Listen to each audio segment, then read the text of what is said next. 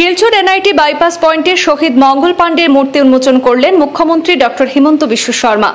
রাঙ্গিরখাড়িতে নেতাজি সুভাষচন্দ্র বসুর মূর্তি উন্মোচনের পর মুখ্যমন্ত্রী পৌঁছান এনআইটি বাইপাস এলাকায়। সেখানে মুখ্যমন্ত্রীর উপস্থিতিতে হাজার হাজার জনতার জনোচ্ছ্বাস দেখা গেল।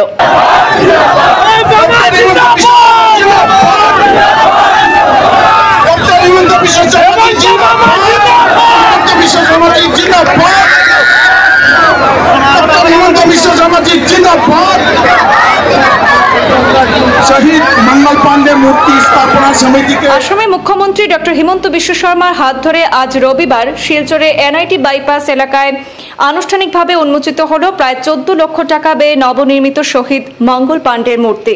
22 ফুট পেডেস্টালের এলাকায় বসানো হয়েছে প্রায় 10 ফুট উচ্চতার ব্রোঞ্জ নির্মিত মূর্তি। জাতি ধর্ম বর্ণ নির্বিশেষে বরাক উপত্যকার মানুষের উপস্থিতিতে একটি ঐতিহাসিক অনুষ্ঠান সম্পন্ন হয়েছে।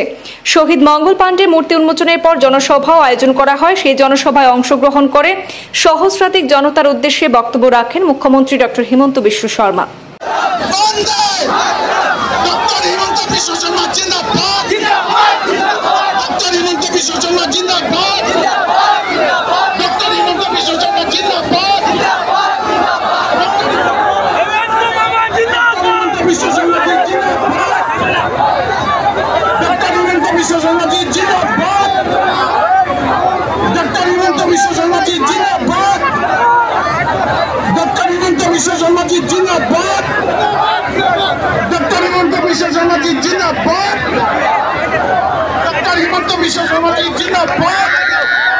यही जो बात हमारे मन मस्तिष्क में आए, इसका परिणाम स्वरूप कांग्रेस का मूवमेंट हुए, गांधी जी आए, देश में फ्रीडम मूवमेंट हुए और 1947 में हम लोगों को स्वाधीनता मिले।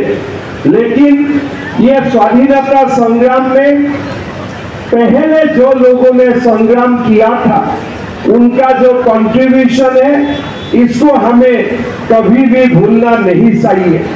भारत की स्वाधीनता संग्राम का एक बहुत बड़ा अहम अध्याय था जो सिपाही विद्रोह नाम में जाना जाते हैं। आप लोग सब लोगों को मालूम है 1827 में